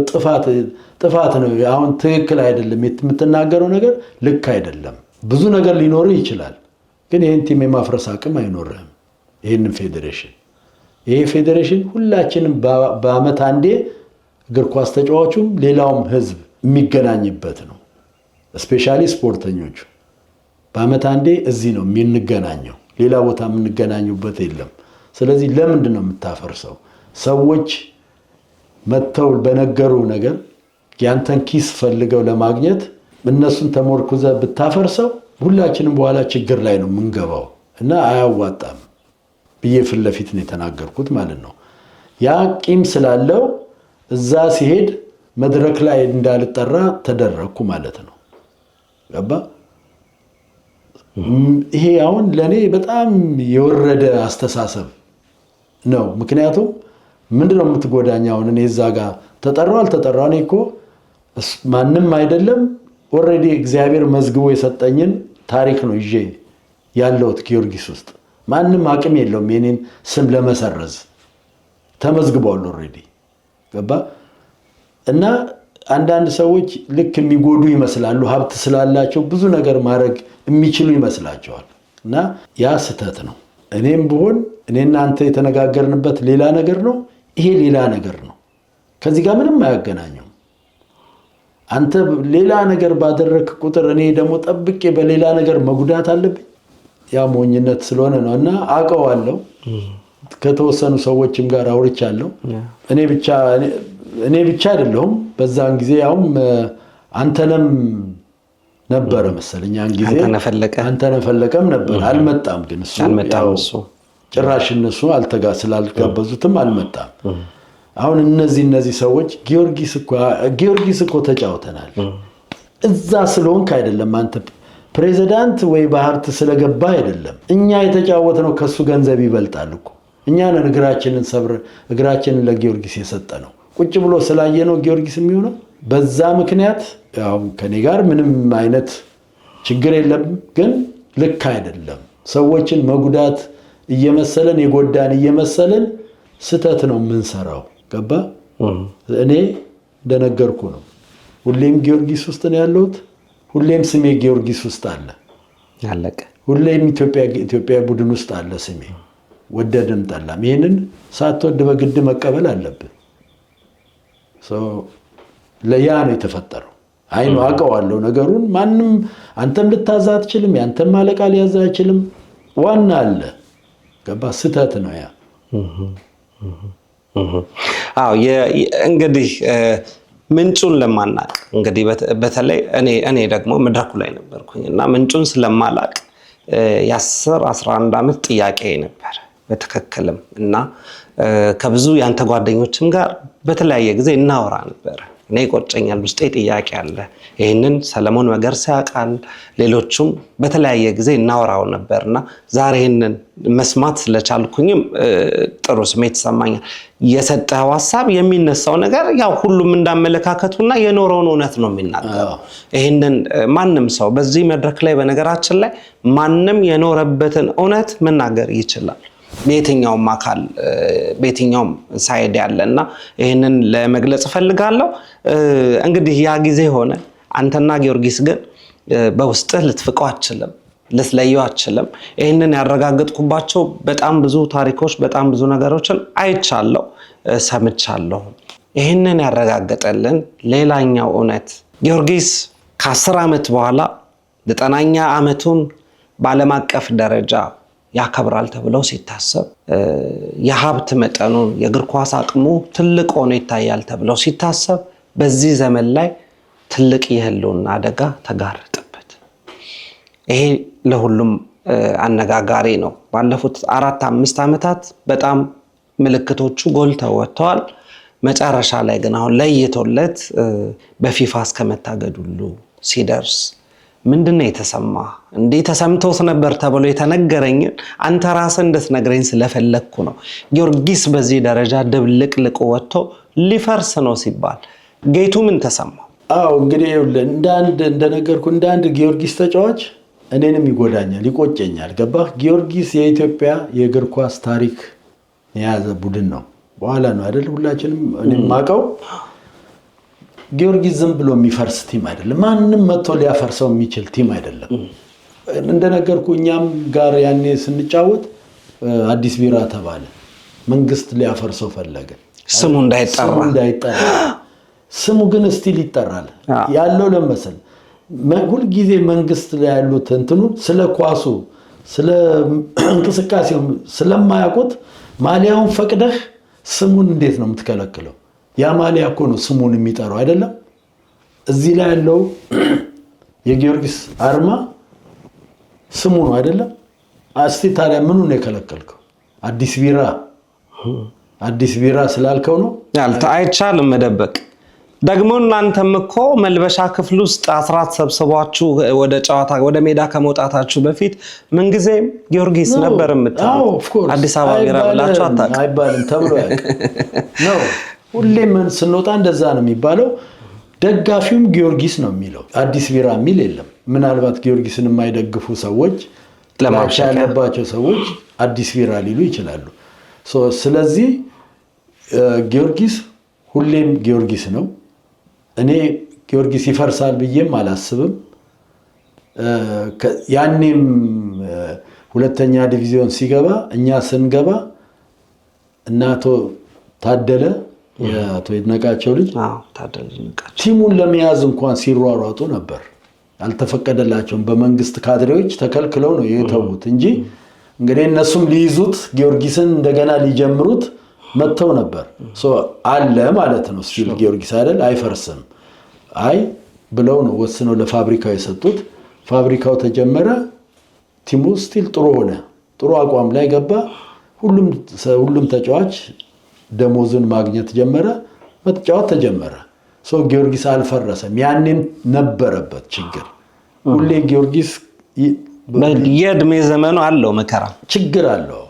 ችግሩ ግን በሰዎች ይወጣል። ጥሩ ሰዎች አሉ ጊዮርጊስ ውስጥ እና አሁንም ጊዮርጊስ ሊፈርስ ነው። ምን መሰለህ፣ አንድ ሰው ለተወሰነ ጊዜ ሊቆይ ይችላል አይደል? በሀብት ማማ ላይ ከቆምክ አቅምህ በዛን ደግሞ ፍጥነት ጊዜ ጠብቆ ደግሞ የሱ ተራ የሚያልቅበት ዘመን ይመጣል አይደል? በቃ የኔ ተራ አለቀ አልፏል የኔ ተራዬ ብለህ ደግሞ ማስረከብ አለብህ አይደለም? አሁን እዛ ጋር ነው ችግሩ። ላለማስረከብ ቲሙን መጉዳት። ቲሙ ማጥ ውስጥ ከገባ ወዲያ ከፈረሰ በኋላ ሌላ ሰው ስትሰጠው ችግር ሆኖ ነው የሚሄደው አይደለም? የተወሰኑ ሰዎች ዝም ብለው ያያሉ ቲሙን። የተወሰኑ ሰዎች ደግሞ አብረው የሚያብዱ አሉ። ምክንያቱም ፍርፋሪ የሚፈልጉ አሉ እዛ ውስጥ። ሁሌ ገንዘብ እኮ አያኖርህም አይደል? እኔ እናንተ እየኖርን ነው አይደል? ሀብታም ሆነን ነው አይደለም እስከምን ደክም ድረስ እንኖራለን ኑሩ እስከተባለ ድረስ ትኖራለህ ለምንድን ነው ለገንዘብ ባሪያ የምትሆነው ሰዎችስ ለምንድን ነው በገንዘብ ባሪያ የሚያደርጉ ሰጥተው ከሚሰድቡ ለምን አይቀርብህም ሌላ ስራ ፈልገ መኖር ነው አይደለም ጊዮርጊስ አለው ሰው አዎ አለው እነዛ ሰዎች በአግባብ ይዘውታል አልያዙትም እኔ ጊዮርጊስ እከሌኮ ከያዘ በኋላ ጊዮርጊስ ብዙ ነገር ሰርቷል ብዙ ነገር ሲባል እኔ ማቀው አቅም አለው አይደለም ያቲም አካዳሚ አለው አይደለም ያቲም ስቴዲየም መሬት አለው አይደለም ያቅ እዛው ከኪስ ካንተም ከህዝብ ማትወስድበት ነገር መፍጠር ትችላለህ ገባ ያንን ገንብተህ ማድረግ ትችላለህ ተደርጓል ወይ ተሞክሯል ወይ ገንዘብ ኖሮኝ ኪሴ ውስጥ ላንተ ገንዘብ እየሰጠው ለዛም ለሚያዘፍነው ለሚያስጨፍረው ገንዘብ ሰጥቼ እንዴት ነው ሁሌ አንተ ስም እየተጠራ እንድትኖር የምትፈልገው በገንዘብ ብቻ ስራበት አይደለም ገንዘብ አለ አይደለም ስራበት ጭንቅላት ካለለብህ በቃ ማትችለው ከሆነ ተመውጣት ነው ይሄ እንኳን የእንትን ብቻ አይደለም የገንዘብ ጉዳይ ብቻ አይደለም ከስር መሰረቱ የዛሬ 18 20 አመት ጊዮርጊስን ሀብታሞች ይዘውታል ሲባል ያኔ የነበረ ጊዮርጊስ ትልቅ ደረጃ መድረስ የነበረበት ትልቅ ደረጃ ስልህ አፍሪካ ውድድር ውስጥ መግባት የነበረበት ያኔ ነው ያን ሁላ ካልሰራህ ያ ሁላ ገንዘብ ካለቀ ከጨረስክ ምን ካልክ በኋላ ብትሟሟት ምን ዋጋ አለው አሁን ጊዮርጊስ ጥሩ ደረጃ ላይ ነው ያለው መቼ በአሁን ሰዓት በቃ ጊዮርጊስ በአሁን ሰዓት ትልቅ ማማ ላይ የሚወጣ ቲም ቢኖር ኢትዮጵያ ውስጥ ጊዮርጊስ ነው ጊዮርጊስ ትልቅ ከሆነ ደግሞ ቡናም ሌሎችም ቲሞች ፉክክር ውስጥ ይገባሉ በምን ልበ ሙሉ ሆንክ ምንድነው ማረጋገጫ ለምን መሰለህ እኔ አሁን ጀማል ነው አይደለም ጊዮርጊስን ያዳነው አሁን ጊዮርጊስን ያዳነው ጀማል ነው ጊዮርጊስን ያዳኑት ጀማል አይደለም ጊዮርጊስን ያዳኑት የጊዮርጊስ ተጫዋቾች ናቸው የቀድሞ ተጫዋቾች ጀማል ብዙ እኔ አብሮኝ ደንበኛ ጓደኛ ያለ አይደለም በጣም የሚወደኝ ጓደኛ አለኝ እዚህ የሱ ወንድም ማለት ነው ዶክተር ሁሴን ሁሌ ስለ ጊዮርጊስ እናወራለን ሁሌ በስራ ሰዓትም እየደወልኩ እንዲኮ ተባለ እንዲ ለምን አትለው እንዲ ንገረው እንዲ ብሎ ከስ ብሎ ይሄደ እሱን ይወገዋል በቃ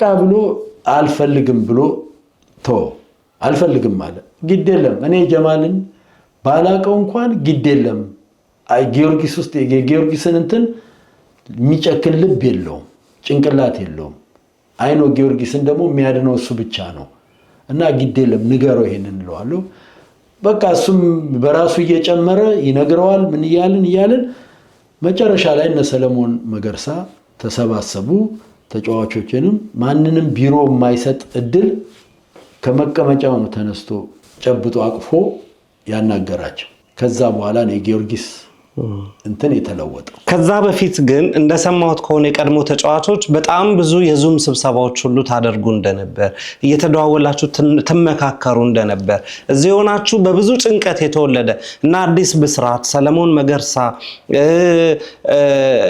ሸተቴ ነታረቀኝ ነስዩም ከበደ አንተ እዚህም ያሉት በጣም ብዙዎች እየተነጋገራችሁ ምን እናድርግ ምን ይፈጠር የሚለውን ነገር እዚህም ያለው ጊዮርጊሳዊ እዚህም ያለ ቀድሞ ተጫዋች ህመሟን ሞት መፍትሄ ይፈልግ እንደነበር ሰምቻለሁ ምን ያህል እውነት ነው በትክክል በደንበኛ እውነት ነው በደንብ እናወራ ነበር የተገናኘን ግን በቃ እንደ ሁላችንም አይሱ አልፈልግም ብሏል እኮ እንዴ ግዴለም ሁላችንም እኔ የሚደረገው እናደርጋለን እኔም እዚህ ቤተሰቦቹን እየጨቀጨኩ ነው እሱም ሁሴንም እየሄደ ይነግራዋል ይነጋገራሉ እና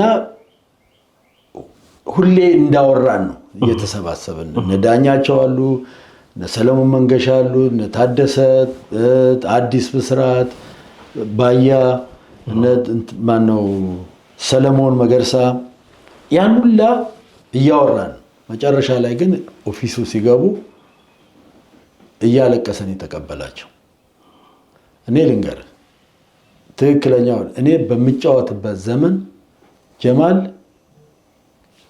ከመውደዱ የተነሳ ያለቅስ ነበር በግል ደጋፊ ነው። በግል ደጋፊ የነበረ ነው ልጅ ነው። ጀማል የኔ እኩያ አይደለም፣ በጣም የኔ ታናሽ ነው። በጣም ምን ያህል ጊዮርጊስን እንደሚወድ እሱ ብቻ አይደለም፣ ፋሚሊው ጠቅላላ ወንድሞቹ አሉ። ትልቁ ወንድሙ ሙልጌታ ሲያገባ ማርቼዲሱን የሰጠ ነው። የማያደርገው ነገር የለም ቲም ውስጥ በአቅማቸው ማለት ነው። እነ ግርማ ንዳን ታውቃቸዋል? እነሱን ጨምሮ ተክለ ሃይማኖት አካባቢ ማህበር ሁላ እንዳላቸው ጊዮርጊስን የሚደግፉበት ገባ።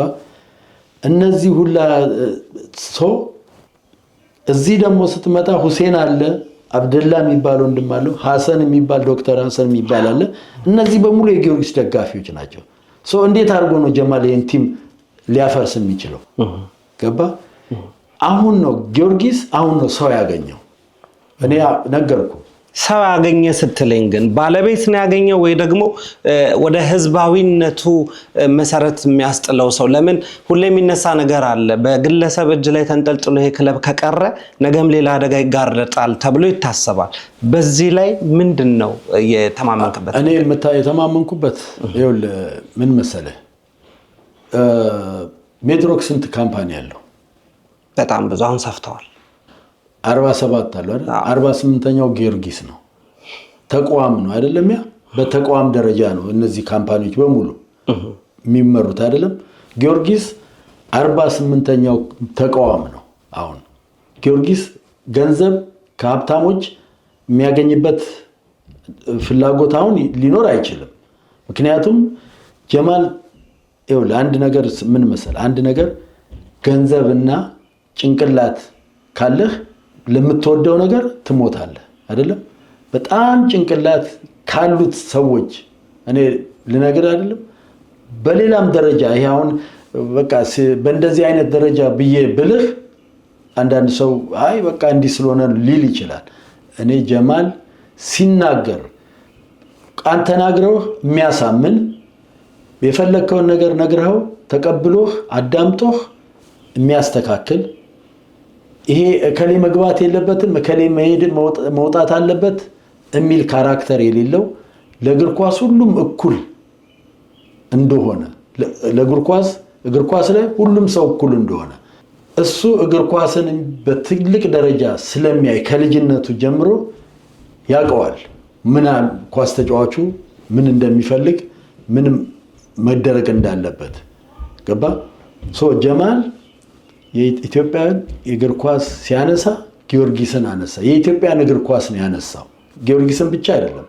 ከዚህ በኋላ ጊዮርጊስ ቡናም ነገ እንደ ጊዮርጊስ ለመሆን ይነሳል። እኛም እዛ ደረጃ ላይ ብሎ ደጋፊውን አስተባብሮ ተቋም ነገር መስርቶ ሊያደርግ ይችላል። ጊዮርጊስ ነገ ስቴዲየም ካገኘ ትልቅ ተቋም ሆነ። ያ ስቴዲየም ጊዮርጊስ ጨዋታ ባለው ጊዜ ሰዓት ሁሉ አንድ ግማሹን አመት ጨዋታ ማለት ይሄ ሁለተኛው ዙር ነው፣ አንደኛው ዙር ነው ምናምን ያላል። አንደኛው ዙር እስከሚያልቅ ድረስ ጊዮርጊስ ሜዳ ላይ የሚጫወቱ ተጫዋቾች አሉ፣ ቲም አለ አይደለም? ያ ገቢ ነው አይደለም? ጀማል ደግሞ ያንን ነገር በደንብ እንደሚያደርገው የታወቀ ነው። ያለበለዚያ ሌላ ምንም ገቢ ሊኖረው አይችልም። ከካምፓኒው እየወሰደ ብቻ ሊያመጣልህ አይችልም። ሌሎች ስፖንሰሮች መምጣት አለባቸው።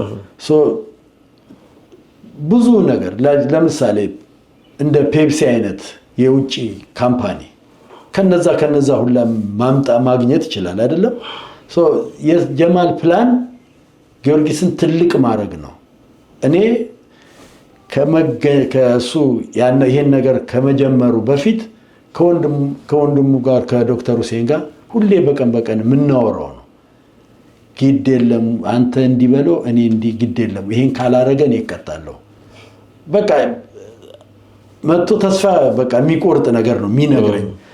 አልፈለገም። በቃ እነዛ እጅ ካልሰጡ እሱ መግባት አይፈልግም። መጨረሻ ላይ ያው አይ ነው ግድ የለም እሱም ያልቃል። እጅ መስጠት የማይቀር ነው። አለቀ አይደለም?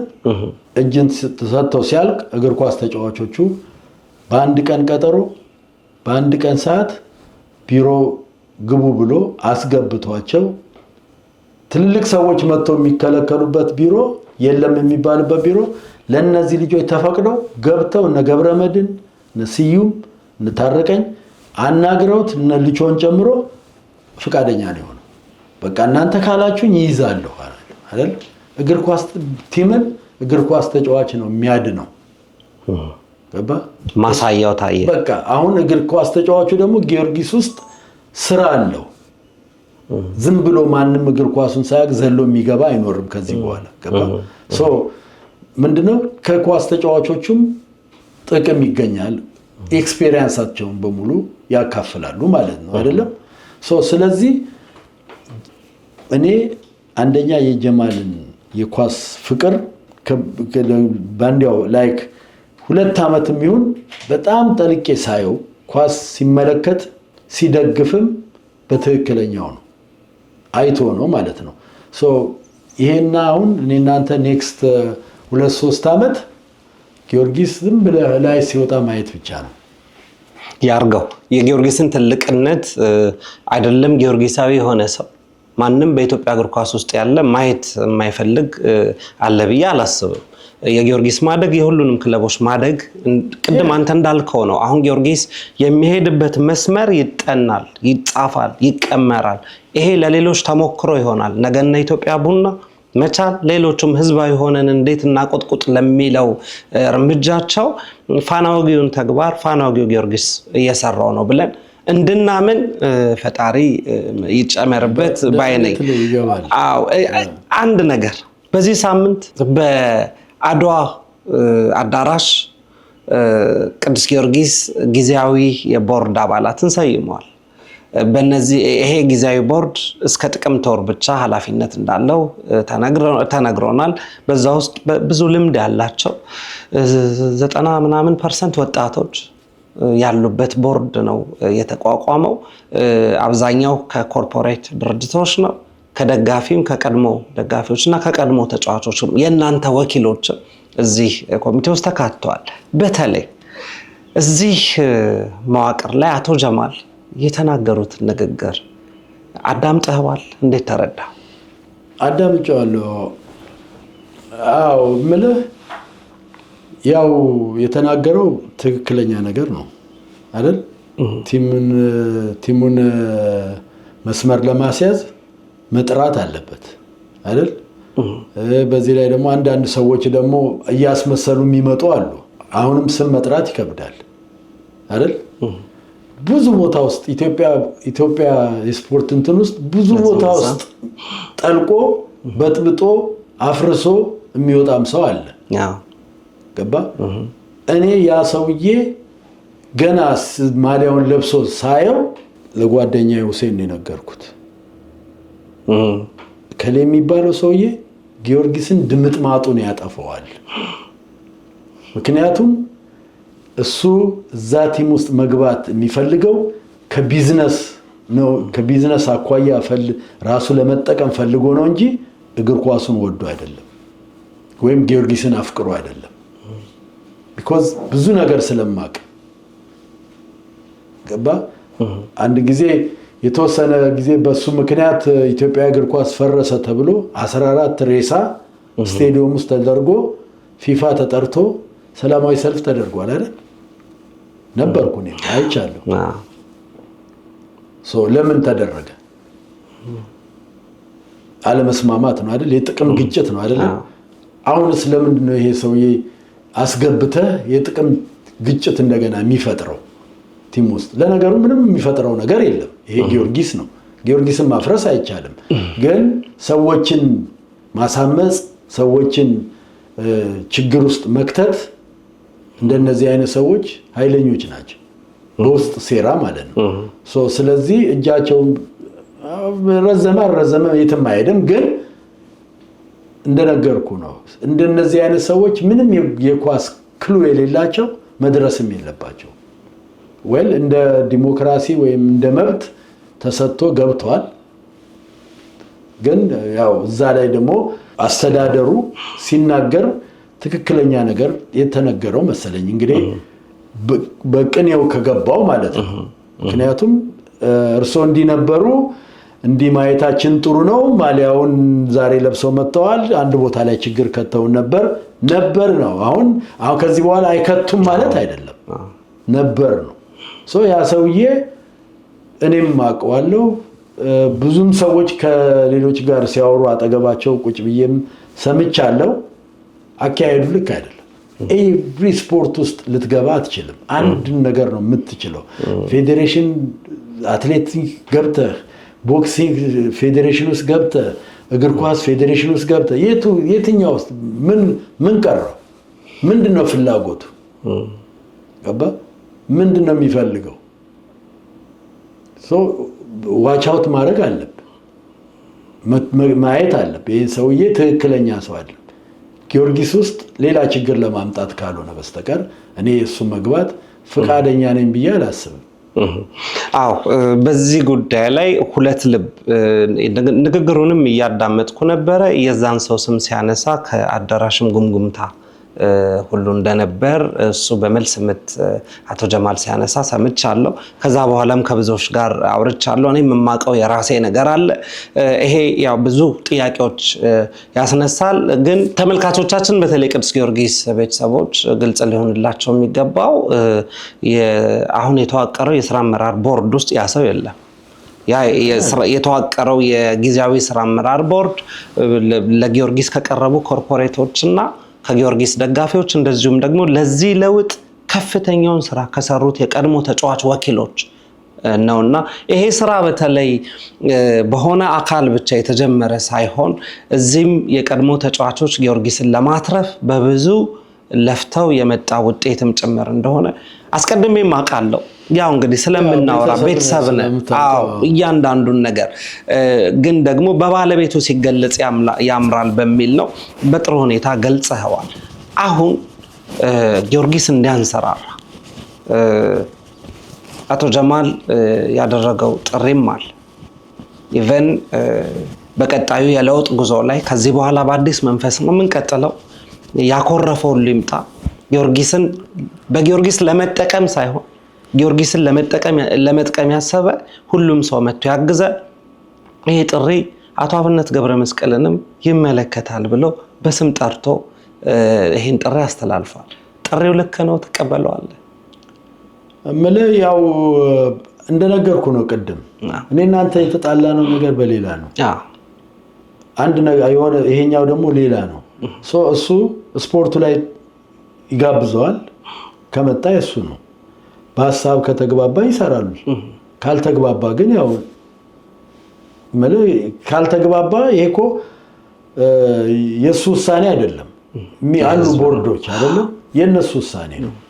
ካልፈቀዱ እንትን ማለት ይችላሉ። ገባ? ግን ስብሰባ መጥቶ መከልከል አብሮነት ያስፈልጋል። አሁን ዋናው ነገር ጊዮርጊስን በልዩነትና በጥላቻ ሐሳቤ ሳይሆን ከድነን ለፍቅር መነሳት አለብን። አይመስልህም? ልክ ነህ። ብዙሃን መሰብሰብ አለበት። አሁን እኔ የ80ውን ዓመት እንትን በዓል እዚህ ድረስ ተጠርቼ መጥቼ በጓሮ በር አስጠርቶ በጓሮ በር ወይ ሂድ አልተባልኩም ወይ እንትን አትበሉ ጭር እስከሚል ድረስ ጠብቄ ማሊያውን አውልቄ ሲሄድ እሱ ማን ነው የሚያስደስተው? ይሄንን ለምንስ አስፈለገ ማድረግ? ጠርተህ እንዴት እንደዛ አይነት ነገር ታረጋለህ? ገባ? አሁንም ቢሆን ይሄ ሰው እዚህ መጋበዝ ይችላል። ቲም ውስጥ ኢንቮልቭ ማድረግ መብቱ ነው። እኔ እናንተ ችግር የለብንም። ችግራችን ሌላ ነገር ነው። በዚህ ግን አብረን መስራት እንችላለን። ያንን እኮ እሱም ለኔ ማድረግ ይችላል አይደለም? እኔ እና እሱ የሚያገናኘን የፌዴሬሽን ጉዳይ ነው። ፌዴሬሽኑን ጉዳይ ረስቼዋለሁ። እኔ ምንም ችግር የለውም አይደል? ያንን ባስታውስ ኖሮ አልመጣም። መደረግ ምን አስፈለገው ነው?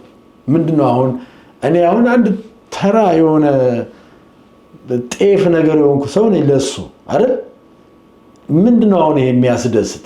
ይሄን በማድረግህ ማንን ነው እንትናን አረኩት ልትል ነው? እኔ የሀገሩ ጀግና አይደለሁ፣ የስሜ ገነና አይደለም። እዛ ደረጃ ድረስ ከዛ ወርደህ እዛ ደረጃ ድረስ ምን ያስገባሃል? ስለዚህ እሱ መብት ላይ ሰጥ ይችላል። አባረው ነው አይቀርብም ሊል ይችላል። ይሄኛ ያለው ሰውዬ ደግሞ ግን ጭንቅላቱ ከሱ ደብል ስለሚያስብ መብት ይሰጠዋል። ያ በዛ መብት ተጠቅሞ ማድረግ ያለበትን ማድረግ ይችላል። ገባ እንጂ ውጣ ከተባለ ምንድነው ጥቅም? ምንም ጥቅም የለውም። ለጊዜው ሊያስደስተን ይችላል ውሳኔው። አብረው የሚያጅቡ ሰዎች ናቸው። ገባ አንተ እኮ የሚገርም እኮ አራዳ ነህ አንተ ብለህ ነው የምትነግረው ያን ሰውዬ። አራድነቱ እሱ በቃ የሚያኮራው ነገር ነው አድርጎ የሚያስበው እና በጣም የወረደ አስተሳሰብ ነው ማለት ነው። መብት ካለ ቲም ውስጥ ደጋፊ እስከሆነ ድረስ ለሁሉም መብት አለው መጥቶ እንዲደግፍ። መበጥበጥ ግን አይችልም። እንግዲህ በመላው ዓለም የቅዱስ ጊዮርጊስ ደጋፊ የቅዱስ ጊዮርጊስ የቀድሞ ተጫዋች የሌለበት የለም ጌጅ። አሁን ላይ ደግሞ ጊዮርጊስ ሰው ይፈልጋል፣ ህብረት ይፈልጋል። አቶ ጀማል ያቋቋሙት ቦርድ ብቻ ሳይሆን የሚዋቀረው ጽህፈት ቤት እንደዚሁም ደግሞ በዙሪያ ያለ ደጋፊ ብዙ ስራ አለበት። ሁሉም ሚናውን ይወጣ ነው ትልቁ ጥያቄው። ሁላችንም ሚናችንን ከተወጣን ትልቁን ጊዮርጊስ ትልቅ ማድረግ ለማንም አይከብድም። ከዚህ በፊትም ከሙሉዓለም ረጋሳ ጋር በነበረኝ ቆይታ እዚህም ያለው ተጫዋች እንኳን አስተዋጽኦ አበርክቶ ክለቡን የሆነ ነገር ማድረግ ይችላል ሲል ነበረ። አቅም ያለው ሰው አጥቶ አይደለም ይሄ ክለብ የሚያስተባብረው እንጂ የሚል ነገር በስፋት ይነሳል። አሁን አንድ ጥሪ ይፈልጋለሁ። አሁን ለተቋቋመው ጊዜያዊ ኮሚቴ ጊዮርጊስን ማቆም እንዲችል ምን ይደረግ? ጊዮርጊሳውያን ምን ያድርጉ? እስኪ ጠሪ። እንግዲህ ያው ጊዮርጊሳውያን በሙሉ ያገባኛል የሚለው ላይ ነው። ገባ አሉ እኮ አይደል? ብዙ ሰዎች ይመጣሉ አለንበት ብለው አለምንበት ብለው ሲመጡ ደግሞ እዛ ጋር ኃላፊ የሆኑ ሰዎች ማኩረፍ የለባቸው፣ መቀበል ነው ያለባቸው። ስትቀበል ግን ያው በፍቅር መሆን አለበት አይደል? አይ አንተ የለህበትም የት ታውቀዋለህ ጊዮርጊስን ልትል አትችልም።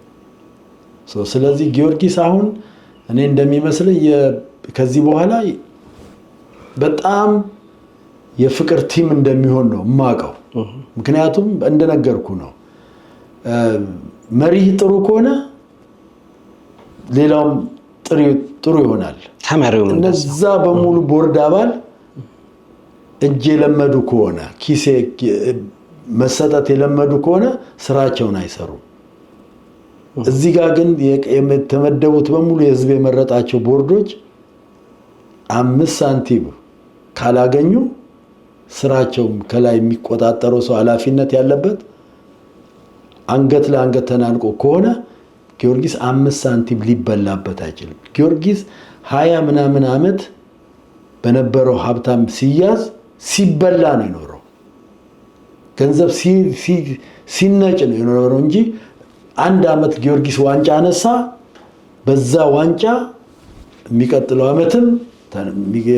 2 ዓመትም እየተወራ እንደገና ደግሞ ሁሌ ዋንጫ መብላት ነው። አዲስ አበባ ኢትዮጵያ ውስጥ ያሉትን ቲም ማሸነፍ ብቻ ነው እንዴ? ወጥተህ ቻሌንጅ ማድረግ አለብህ አይደል? ሌላ ቲም ያኮ ገንዘብ ያመጣል። አፍሪካ ዋንጫ ውድድር ስትገባ የመጀመሪያው ላይ ስትገባ አለ አይደል ገንዘብ፣ ሁለተኛው ዙር ላይ ስትገባ አለ ገንዘብ አይደለም? ገንዘብ እኮ አለው ያው በሚሊዮን የሚቆጠር ዶላር። ያንን እኮ ነው በአንድ ዙር አተህ ወደ ቤት የምትመለሰው። ማጠናከር ያለብህ ያንን ነው እንጂ ለፖለቲካ ብቻ ነው እንዴ ይሄንን የቡናንና ወይንም ሌላ ቲም ዲቻ ምናምን አሸንፈህ እያጨበጨብክ የምትመጣው? ጊዮርጊስ የአፍሪካ ቡድን ውስጥ መግባት አለበት። ነገርኩ፣ እንደ ስሙ መግባት አለበት። ጊዮርጊስ ጥሩ ተጫዋቾች መያዝ አለበት። ጥሩ አሰልጣኝ ማግኘት አለበት። ያ ከተደረገ ጊዮርጊስ ምንም ጥሩ አመራር ስላለው ምንም ሊያቆም የሚችል ነገር የለም። እነግርሃለሁ እዚህ ቲም ውስጥ ጀማል እያለ ጊዮርጊስ አፍሪካ ዋንጫ ውስጥ ካልገባ በቃ ስተት ነው ማለት ነው። እርግጠኛ ነኝ? አዎ እርግጠኛ። መቼ እንጠያየቅ? 5-10 ዓመት 5-6 ዓመት። እሺ ከአንዱ ከአፍሪካ ተፎካካሪ ቲም ካልሆነ በቃ ምንም ቲም አይደለም ማለት ነው። ያንን አረጋግጬ የምነግርህ ከልጁ አኳያ ነው የምነግርህ። ከልጁ የጊዮርጊስ አፈቃቀርና አወዳደር በዚህ ላይ ጭንቅላቱ የመስራት ጭንቅላቱ በጣም ስለሚያቅበት እያንዳንዷን ነገር ስለሚያቅበት ማለት ነው። ያለ አግባብ አይደለም 47 ካምፓኒ የሚመራ አይደለም፣ መኖር አለበት አይደል? ገንዘብ እኔ እናንተ ገንዘብ ቢሰጠን ሚሊዮን ብር ነው የምንሰራበት። አይዲያ አለ የምትሰራው ደነግጥ ይሆናል እንግዲህ እስካስብ ጊዜ ውስጥ እኔ ልመልስልህ እችላለሁ፣ አንተ ትደነግጣለህ፣ እኔ ግን ልመልስልህ እችላለሁ። ምክንያቱም ስለማልችልበት። ገንዘብ እኮ ብቻውን ምንም ልታደርገው ኪስ ከተል ዞር ካልሆነ በስተቀር ገባ። ያ ገንዘብ ያለው ጭንቅላት ያለው ሰው ጋር ነው። ያ ጭንቅላት ደግሞ ዝም ብሎ አይደለም፣ እየተመሰከረ ነው፣ እያስመሰከርክ ነው አይደል? አገሩ ላይ ያለውን በሙሉ ህዝብ እያንዳንዱን በሚሊዮን ትርፍ እያተረፈ ነው አይደል? አዳዲስ ነገር እየተሰራ ነው። ያ ከየት መጣ? ከሰበሰባቸው አዋቂዎች፣ እሱን ጨምሮ ከሰበሰባቸው አዋቂዎች ጭምር ነው ያ እንትን የተገኘው ገባ። እሱ ብቻ አይደለም ልንገርህ ስለ ጀማል። እኔ ጀማልን ከነ ቤተሰብ ነው አይደለም ማቀው፣ ጓደኞቼ ናቸው ወንድሞቹ በሙሉ እና አብደላ እና ሁሴን እና ሐሰን ምናምን ደንበኛ ጓደኞቼ ናቸው። እነሱ እዛ ቤት ውስጥ ደደብ የለም ልንገርህ፣ ደደብ የለም አይደለም ማሰብ አይደለም፣ ደደብ የለም። ደደብ የተከለከለበት ቤት ነው እንዳይገባ ገባ። እኔ እንኳን ከእሱ ጋር መዋል ከጀመርኩ በኋላ ስንት ነገር ተምሬያለሁ፣ ስንት ነገር አውቄያለሁ ገባ። ትለወጣለህ ከማያውቁ ሰው ጋር፣ ምንም ያልተማረ ሰው ከማያውቅ ሰው ጋር፣ ዶክተር የሚያል ሰው ጋር ጓደኛ ሆነ እኔ አፍራለሁ፣ እሱ ግን ምንም አይደል፣ ይደሰታል፣ ይዝናናል። የሚያስተምረኝ ብዙ ነገር ነው፣ የምማረው ማት ነገር ነው፣ መስማት ብቻ ነው ገባ። እኔም ደግሞ ሳስበው ጀማል የሚሰጥህ የኳስ ትንታኔ ልክ ኳሱን ተጫውቶ እንዳለፈ ነው ገባ። ኳሱን ለመናገር ኳስ መጫወት አለበት አይደል? እሱ ግን ለ20 ለ30 ዓመት ኳስ ሲመለከት ስለኖረ ይተነትንልሃል። አሁን ይሄ ሰውዬ የኳስ ስሜት አለው፣ ኳስ ይወዳል። ጊዮርጊስና ዋና እንትን ነው እና እንዴት ነው ምንድነው የምትጠብቀው? እንደዚህ እዚሁ ሰፈር ውስጥ አዲስ አበባ እኮ ኢትዮጵያ ውስጥ እኮ መጫወት ሰፈር ነው አይደል? በቃ ጊዮርጊስ ተይዟል። ጊዮርጊስ ቀላል ቲም አይደለም፣ ስሙ ትልቅ ቲም ነው። በኢትዮጵያ ሕዝብ የሚደገፍ ቲም ነው አይደል? ጊዮርጊስ ክለብ ሻምፒዮና ውስጥ መግባት አለበት፣ አፍሪካ ክለብ ሻምፒዮና ውስጥ። ያን ደግሞ ባይደርስም 2-3 ዙር ምንም ጥርጥር የለው። ይሄን ለማድረግ አቅም ያለው ሰው መጥቷል እያልከኝ ነው። ጭንቅላትም ገንዘብም። በጣም ጥሩ። እንግዲህ ከጌቱ ጋር እንደዚህ 1 ሰዓት 2 ሰዓት አይደለም ሙሉ ቀንም ቢኖረን አይበቃም። በጣም ብዙ ታሪክ አለ። በኢትዮጵያ ብሔራዊ ቡድን ጓደኞቼ የሰጡኝ ጥያቄ ብዙ ነገር ማንሳት ይቻላል፣ ማንሳቴም አይቀርም ወደፊት። አሁን አንገብጋቢ ጉዳይ ስለመጣብን ዛሬ በጊዮርጊስ ጉዳይ ላይ ረጅም ሰዓት በዚህ ደረጃ አነሳን። ብዙ ነጥቦችንም ተመልካቾች ብዙ ቁም ነገር እንዳገኙ ምንም ጥርጥር የለውም። እኔም የተማርኩባቸውን ብዙ ነገሮች ስላገኘው በስተመጨረሻ ግን በተለይ በዚህ የለውጥ ጊዮርጊስን የማዳን እንቅስቃሴ ላይ ጓደኞች ተሳትፈዋል። እንደው የምታመሰግናቸው የምታስተላልፈው መልእክት ለነሱ የምትላቸው ነገር ካለ ይሄ ልስጥህና ለዛሬው እንሰነባበታለን። በቅርብ ደግሞ እንደገና ወደ ከተማ ስትመጣ እንገናኛለን። ከዛ በፊት ለመናገር ነው ስለጀማል አወራሁ አይደለም? አዎ እኔ እያንዳንዱ የኢትዮጵያ ሕዝብ እንዲያውቅ ጀማል ለኔ 3 ታናሽ 4 ታናሽ ነው። ጀማል እኔ ስጫወት እያለቀሰ የግል ደጋፊ ነው። የግል ደጋፊ ሲሆን ደግሞ ካሁን ደግሞ እያደግንና አብረን መጫወት አብረን ማውራት ስንጀምር ደግሞ የተለየ ጭንቅላት ያለው ሰው ነው። ኢትዮጵያ ውስጥ እንደዛ አይነት ሰው 2 3 4 ሰው ቢፈጠር የኢትዮጵያ እግር ኳስ ትልቅ ቦታ ይደርሳል። ይሄን እነግርሃለሁ። ሌላው ጓደኞቼ ሁሌ እናወራለን። እኔ እነ ታደሰ፣ ሰለሞን መንገሻ፣ ዳኛቸው፣ አዲስ ሰለሞን መገርሳ ብዙ ያልጠራዋቸው እነ ሉቾ በሙሉ እየተገናኘን እናወራለን በስልክ። ሁሌ ስናወራ ግን ስለ ጊዮርጊስ ነው። ጊዮርጊስ ትልቅ ደረጃ እንዲደርስ ስለምንፈልግ ምኞታችን ስለሆነ ያ ደግሞ እኛም በቅርብ እንደምናየው ስለምናቅ ሁሌም እያወራን ወደፊትም እናወራለን ስለ ጊዮርጊስ። በጣም አመሰግናለሁ። እጅግ በጣም አመሰግናለሁ ጌቱ ከበደ። እንግዲህ ስለ ሰላዩ ሬሳ በቀጣይ ብናነሳ ይሻላል። በኢትዮጵያ ብሔራዊ ቡድን በብዙ ጉዳዮች ላይ እዚህም በአትላንታ ኑሮ ላይ ያሉ ቆይታዎች አልተነካም። ብዙ ነገር እናነሳለን። በነገራችን ላይ ከዚህ ቆይታ በኋላ በቀጥታ ያው ጉዞ ስላለበትም ጭምር ነው። ይሄንን ቆይታ ስናደርግ በጣም በሌሊት አስነስቼው ብዙ መስዋዕትነት ከፍሎ ነው። ከልብ ነው የማመሰግነው። ክብረት ይስጥልኝ። በቅርብ ጊዜ በቅርብ ወራት ውስጥ ደግሞ ጊዮርጊስም በጥሩ መስመር ውስጥ መሆኑን አይተን ደስ ብሎን ደግሞ ተረጋግተን ስላንተ የእግር ኳስ ህይወት ሌሎች ያልሰማቸውን ሰው ሊሰማ የሚገባውን ጉዳዮች ደግመን እንደምናነሳ ተማመናለሁ። ጌትዬ ዛሬ ለነበረን ቆይታ ከልብ ነው የማመሰግነው።